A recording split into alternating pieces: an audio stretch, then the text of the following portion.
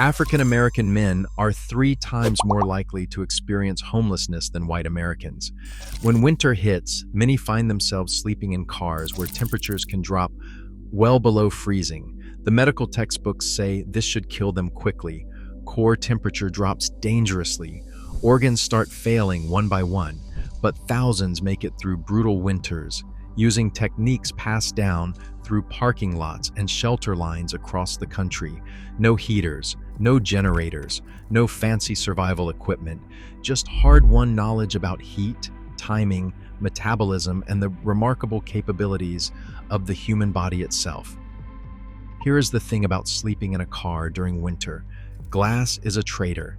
Every window in your vehicle is basically a heat vampire, sucking warmth out all night long. About 70% of the heat you lose disappears straight through those windows. Your body works overtime, producing 80 to 100 watts of heat, which sounds impressive until you realize it is escaping faster than you can make it. So what do experienced car sleepers in Black communities do? They build what some call a coffin. Not a real one, obviously. They take rigid foam insulation boards from hardware stores and cut them to fit every single window perfectly, like a puzzle that keeps you alive. And here is the surprising part. This simple trick can raise your interior temperature by 15 to 20 degrees. No heater, no engine, just foam and physics. These folks call it stealth mode because nobody can see inside. You get warmth and privacy in one move. Pretty clever, right? Some veterans permanently attach these boards with Velcro strips. Their car is not a car anymore. It is a micro cabin on wheels that works in July and January. But here's where it gets tricky. Your breath has to go somewhere. In a sealed car, that moisture has nowhere to escape. By morning, everything inside is wet. Your windows, your blankets, your dignity. One man described it as waking up inside a cloud that hates you. The human body releases roughly 1 pint of water vapor every single night just from breathing. In an airtight space, that is a recipe for soggy misery. Still, when it is 20 degrees outside and you do not have money for a motel, soggy beats frozen every time.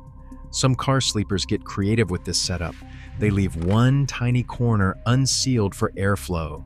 Others just accept the morning moisture as part of the deal, a small price for not becoming a human popsicle. The 4 a.m. coffin method works. It is proven, it is cheap, but blocking heat loss is only half the battle.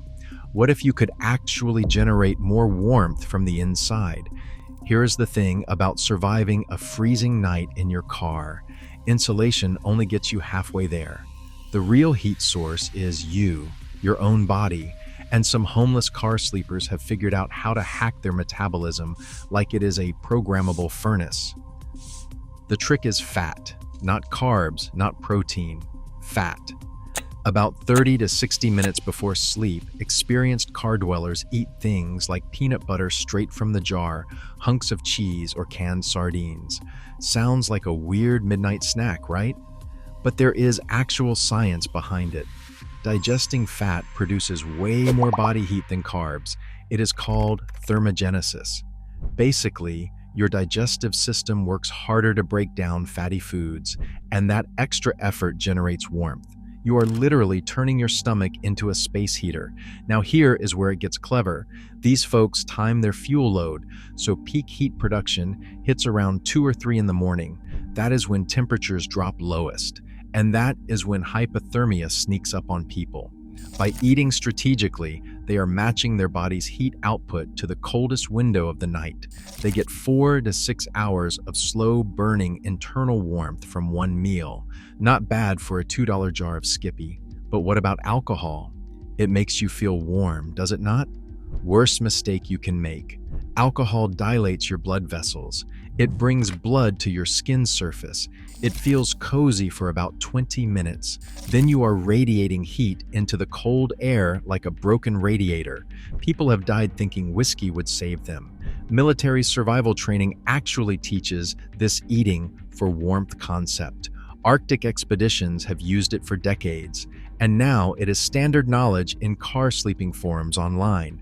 Some sleepers even wake at 3 or 4 in the morning for a second small fat intake, just enough to restart the metabolic furnace without climbing out of the sleeping bag.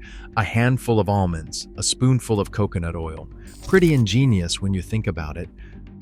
But metabolism can only do so much when temperatures really plummet. That's when the 3 a.m. engine strategy becomes absolutely critical. Here's the thing about cold. It does not hit hardest at midnight. It waits. The absolute coldest moment happens around 3 to 4 in the morning. Your body knows this even if your brain does not. Core temperature drops to its lowest point during those hours. Metabolism slows down. And if you are sleeping in a car without heating, this is when hypothermia stops being a word and starts being a real possibility. So what do experienced car sleepers do? They set alarms. Sounds ridiculous, right? Waking up in the middle of the night to run your engine for 15 minutes. But it works. The timing is calculated. You are hitting that engine heat exactly when your body is most vulnerable. 15 minutes of warm air during the danger window can carry you through until sunrise. It's like giving your body a thermal reset button. Now, let's talk money. Running a car engine for 15 minutes burns roughly 0.2 gallons of gas. At current prices, that's about 70 cents. For someone budgeting every dollar, that is a real expense. But it is also cheaper than a hospital visit for frostbite. But here's where it gets serious. Over 400 Americans die every year from carbon monoxide poisoning. Many fell asleep with the engine running. They call it the invisible killer. You cannot smell it building up. You just drift off and never wake up. Experienced car dwellers have developed countermeasures. They park facing downhill, so exhaust flows away from the vehicle. Others position their cars into the wind for the same reason. Some crack a window during these warming sessions, even though it seems counterproductive. And there is one warning sign everyone learns to recognize. When you stop shivering, you are not warming up. You are in trouble. Shivering is your body fighting back. When it quits fighting, that is when you absolutely need engine heat, not 5 minutes from now. The metabolic warmth from dinner helps. The insulation helps, but sometimes you need actual heat. What you do not need is a dead battery, and that is where things get creative with reflective materials. Emergency mylar blankets. You know those crinkly silver sheets that look like you are wrapping yourself in a baked potato? They reflect 97% of your body heat back at you. But here is what most people get wrong. They wrap themselves up like a burrito and call it a day. Car sleepers figured out something smarter. They tape the mylar to the ceiling. Why the ceiling? Because heat rises. Your body pumps out warmth all night and it floats straight up toward the roof. And what is your car roof made of? Uninsulated sheet metal. In freezing weather, that roof becomes a giant heat vampire, sucking every bit of warmth right out of the car. So you create a heat mirror above your sleeping area. The warm air rises, hits the reflective surface, and bounces right back down. It is like having a personal sun above you, except the sun is just your own recycled body heat. Now, there is a catch. Mylar crinkles loudly. Every time you shift position, it sounds like someone aggressively opening a bag of chips. Some people cannot stand it. After 3 nights, the noise drives them absolutely insane. Veteran car sleepers solved this problem years ago. They sandwiched the mylar between 2 fabric layers, a cheap fleece blanket on each side for silent warmth. Then there is the hot water bottle trick. Those rubber bottles that look like they belong in a 1920s hospital are absolute gold for car sleepers. A good rubber hot water bottle releases heat slowly over 4 to 6 hours. That is basically a gentle heater that needs no electricity, makes no noise, and costs maybe $8 at a pharmacy. Not bad for something your great-grandmother probably owned, but here is where car dwellers get clever. Many gas stations have microwaves for heating burritos. Buy a coffee, ask nicely, and you can heat water in a microwave-safe bottle. The transaction costs nothing extra, and staff usually do not care. Placement matters more than you might think. Slapping a hot bottle against your feet feels nice, but it is inefficient. The real trick is placing it against areas with major blood vessels, inner thighs, armpits, and the stomach area. Your blood carries that warmth everywhere, so it's turning your circulatory system into a heat distribution network. Pretty smart for something that looks like a deflated balloon, right? Where you park might matter more than what you sleep in. Hospital parking garages stay 20 to 30 degrees warmer than outdoor lots. All those cars coming and going, engines running, combined with heat bleeding from the building itself. It is basically free heating. Nobody asked permission to use. Underground structures are even better.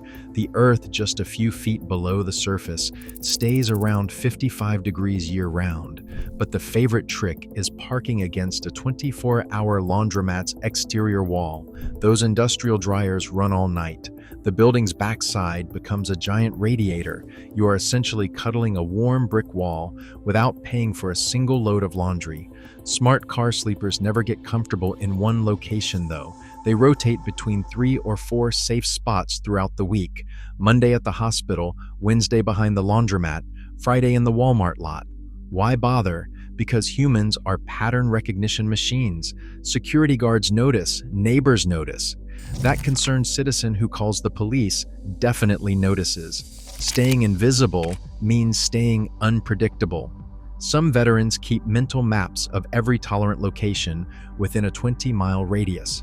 They know which businesses have relaxed security on weekends, which residential streets have no HOA busybodies, which church parking lots actually practice what they preach. Heated car seat cushions designed for truckers can run 8 or more hours on a single marine deep cycle battery. We are talking only 3 to 4 amps of draw. That is less power than your refrigerator light uses. These cushions were not made for homeless people. They were made for long-haul drivers who spend weeks in their cabs. But if the shoe fits. Then there is the construction worker hack. Milwaukee and DeWalt power tool batteries have accidentally created an entire survival ecosystem. Heated jackets, heated vests, heated blankets all run on the same batteries that power drills and saws. A carpenter might not realize it, but his job site gear is now homeless survival equipment. Life comes at you funny sometimes. USB-powered heating pads draw about 5 watts. That is roughly what it takes to charge your phone. You slip one inside your sleeping bag, position it near your core, and suddenly you have targeted warmth for pennies worth of electricity.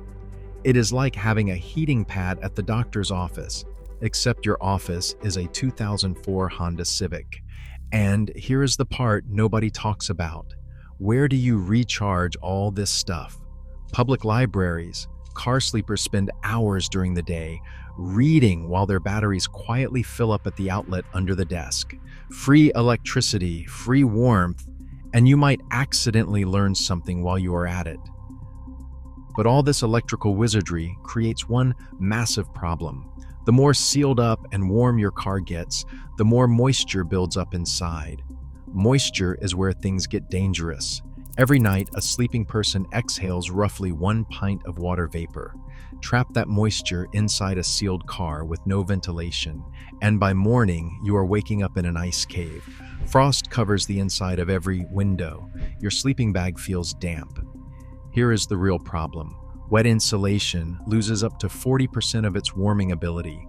That expensive sleeping bag is now working at 60% capacity.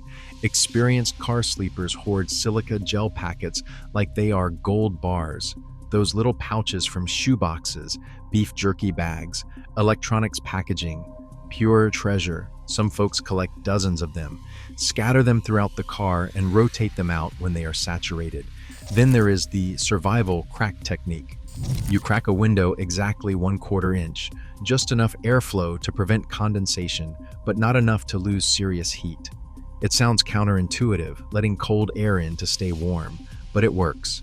Physics is weird like that. Most people assume you need expensive materials to stay warm. Wrong. The real secret is not what you buy. It is what you trap, our gaps. The best insulator on the planet is free. It is the air itself, but only if it stays still. Moving air steals your heat. Trapped air keeps it. So instead of one thick sleeping bag, smart car dwellers layer multiple thin blankets. Each layer creates a pocket of dead air. 3 cheap fleece throws outperform 1 expensive bag. This scales ridiculously well. Empty backpacks get stuffed around the body. Spare clothing bags fill the gaps near doors. Cold air is heavy. It sinks in pools at the lowest point in your car. That is usually right where your feet are. Fill that dead space with literally anything, and you block the pooling effect. Nobody survives winter in a car alone. That is just reality. The smartest car sleepers figured this out years ago. During dangerous cold snaps, 2 people share 1 vehicle. Simple math. 2 bodies produce double the heat output. You go from 80 watts to 160 watts in a sealed space. That is the difference between a rough night and a hospital trip. But here is what most people miss. It is not just about warmth. Car pairing creates survival networks. These communities check on each other at dawn every single morning. If someone does not respond, missed check-ins trigger welfare searches. People actually go looking. In a world that mostly ignores homeless folks, someone notices if you do not wake up. Now let us talk about the first survival partners. Dogs. A medium-sized dog produces about 50 watts of heat. That is like having a small space heater that also barks at threats. They are biological alarm systems wrapped in fur. And honestly, they are better company than most people. Mutual aid groups have taken this further. They have developed cold call phone trees. Volunteers send text check-ins at 2 in the morning to known car sleepers during freezing nights. A simple "you okay" message might save a life. And the weird part, the psychological warmth matters just as much as physical heat. Isolation during cold nights creates depressive spirals. Companion sleeping breaks that cycle. Having another heartbeat nearby changes everything. So what have we learned? Sleeping in a freezing car is not about one magic solution. It is insulation boards, metabolic hacks, and strategic engine runs. It is Mylar blankets, hot water bottles, and parking spot chess. It is moisture management, air gaps, and looking out for each other. Black men facing homelessness have developed these techniques not because they had resources, but because they had no choice. Humans are remarkably creative when survival demands it. These are not just homeless hacks. They are engineering solutions born from necessity and passed through communities that mainstream society pretends do not exist. And frankly, that is pretty impressive.